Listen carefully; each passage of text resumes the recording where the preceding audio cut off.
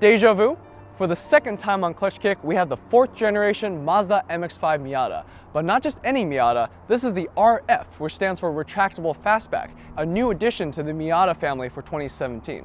Now today, there are only 2 questions that matter. 1, how does it compare to the soft top? And 2, is the Miata magic still there with the addition of this hardtop convertible?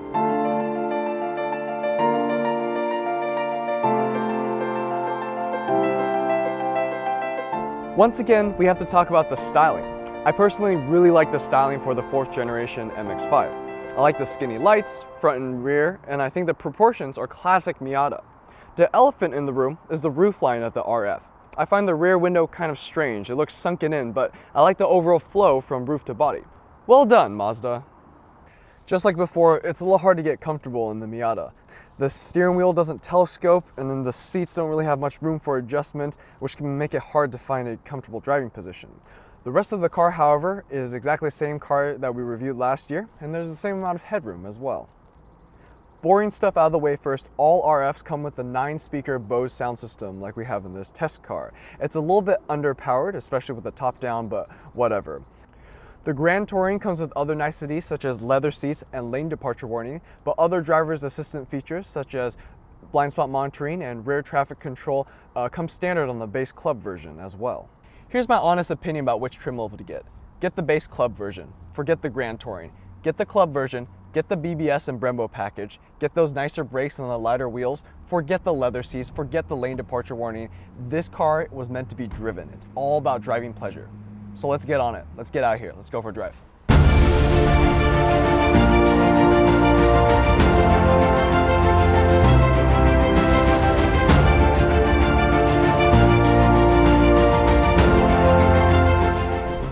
The Miata RF reminds me why I love driving so much.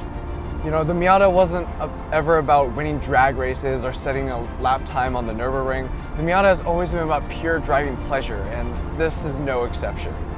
First of all, a welcome improvement to the 2017 model year is this much sharper throttle response. So much better than last year, so much easier to heel and toe to rev match. Love it, love it. Thank you, Mazda, for fixing that. Next thing, the brakes. I know, get the Brembo package, yes, but the standard brakes are great as well. The shifter, great effort, very short action, great feel. Perfect, perfect, perfect shifter. There's no other word for it. Next thing is the steering. It's electrically assisted, remember, and it's a little too light at low speeds. Actually, under 10 miles an hour, it's way too light. But above that, it's got great weight. It's got great feedback. I don't know what people are talking about when they say this doesn't have feedback. This has great feedback, especially being an electrically assisted unit. Love it, love it, love it. One of my concerns with the RF was that the additional weight of the hardtop would ruin the driving experience. And I'm here to tell you that it doesn't. It weighs an extra 100 pounds or so over the soft top. 100 pounds over the soft top, but it doesn't feel that much heavier. Yes, it's not quite as urgent as the soft top version, but it still feels like a Miata. In fact, I kind of like that extra weight. The standard Miata is a little bit too light for my taste, almost feels a little bit too floaty, but with the extra 100 pounds, it almost feels a little bit more solid. And the way it corners is classic Miata. Very light on its feet, very playful, got a tiny bit of body roll to let you feel what's going on. The engine is behind the front wheel, so technically this is a mid-engine car. So the pivot point is very much right here where my hip is. And oh my goodness. This is a car. This is a car, and it has 155 horsepower. This is such a fun car. It's all about lightweight. Forget all those other cars with its big engines, with all the big numbers, and you can't actually use that on the road. And the Miata is all about using every ounce of power, what little bit of power it has, and it just does it so brilliantly. It really is a pure, unadulterated expression of what driving is all about. In our Miata video before, there were a lot of comments down below that was, everyone compares this to the BRZ, and there was a lot of debate going on in the comments about, Miata over BRZ, which one should you have?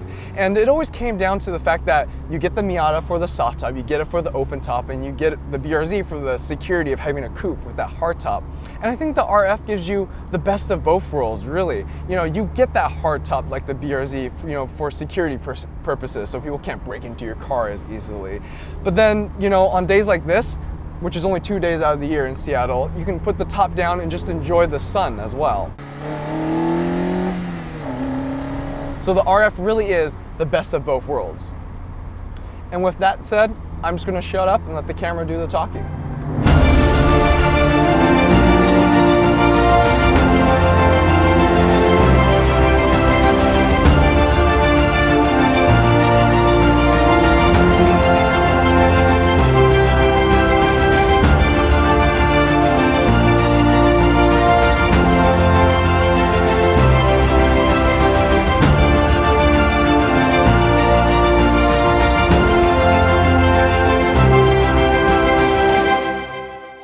The new RF, therefore, is a welcomed addition to the Miata family.